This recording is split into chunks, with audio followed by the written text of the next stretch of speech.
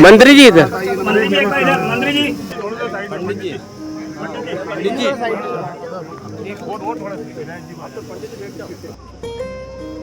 चला जाऊं? हाँ तो जाओ ना। मैंने नहीं बोला, ये बस बोला ये परेशान करते हैं ये। और ये पैसे के काम नहीं है, पैसे चाहिए, ये बात सही है, लेकिन हम सबको स्वयं तैयार होना होगा। अब पौधे लगाने और उसकी रक्षा करने में काय का पैसा है? फिर भी कोई डैम मुझे करने के लिए नहीं, वो उसमें हमको जो चेक डैम्स बनाने हैं वो हमें बरसात कम होने के बाद बनाने हैं। 3 चरण है। गर्मी में आप साफ सफाई करके बाकी चीज़ों को स्ट्रक्चर करिए कि रिचार्ज पिट बन जाए, बाकी चीज़ें बन जाए ताकि पानी ज़मीन के भीतर जाए। बरसात जब शुरू हो जाए तो पौधे लगाइए, उनकी रक्षा करिए। बरसात जब कम हो जाए, धार कम हो जाए, बाढ़ की गुंजाइश ना हो, तब आप बोरी बंधान जैसे प्रयोग अगर करते हैं तो पानी निश्चित रूप से ज़मीन के भीतर जाएगा, बशर्ते कि आप उस साइड सिलेक्शन बेहतर तरीके से करें। इसके लिए मध्य प्रदेश सरकार के पास में सिपरी एक सॉफ्टवेयर है, बाकी भी डिपार्टमेंट्स के पास है, उनकी जानकारी मदद लेकर हम कर सकते हैं। आप इसी हार्ड पेड़ों से पानी प्राप्त करते, जो हमारा भूगर्भ है, जो हमारी ज्वालाजी, वो अगर हमको मदद करती है तो पानी जमीन के भीतर जाएगा। मदद नहीं करेगी तो बहकर चला जाएगा। हमने कभी एक कोशिश ही नहीं की कि हमारा बहता हुआ पानी धीमी गति से जाए। दिनों दिन नदियों नालों की रफ्तार बढ़ रही है क्योंकि आप रोकने का प्रबंध नहीं है।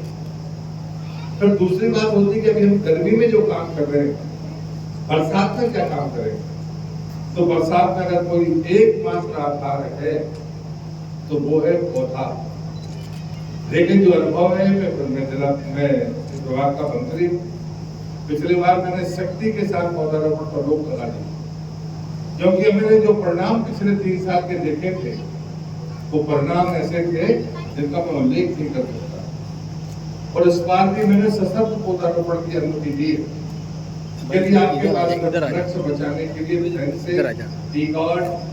चाहे वो पत्थर का हो, चाहे वो चारबाड़ी का हो, चाहे वो सीमेंट का हो, यदि पौधे की सुरक्षा करने की गारंटी आपके पास है तो भी आप पौधा लगाइए, वरना पौधा मत लगाइए। क्योंकि ये जरूरी है कि हम अगर पानी की कोई बूंद हमें मिलेगी तो पौधों की जड़ों से मिलेगी।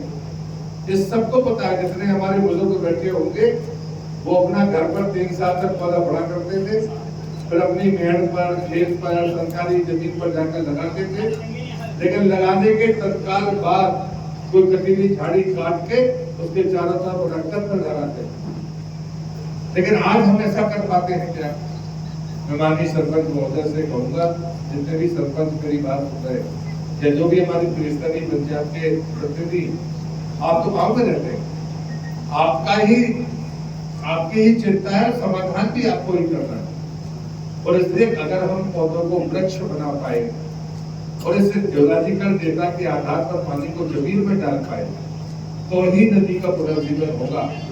और ये काम चुटकी बजाकर होने वाला नहीं है, हमें 7-8 साल तक सतत इसके लिए काम करना होगा। चुनाव तो 5 साल में हो जाते हैं, आज कोई है कल कोई नहीं रहेगा, लेकिन आने वाली पीढ़ियां तो रहेंगी।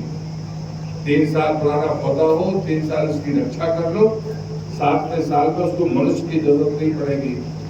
आने वाले आपके बेटे को, नाती को, पोते को उस छाव भी देगा, लकड़ी भी देगा, पानी की बूंदें भी देगा और ऑक्सीजन भी देगा। उसके बाद भी हम इस सच्चाई को स्वीकार करने के लिए तैयार हैं।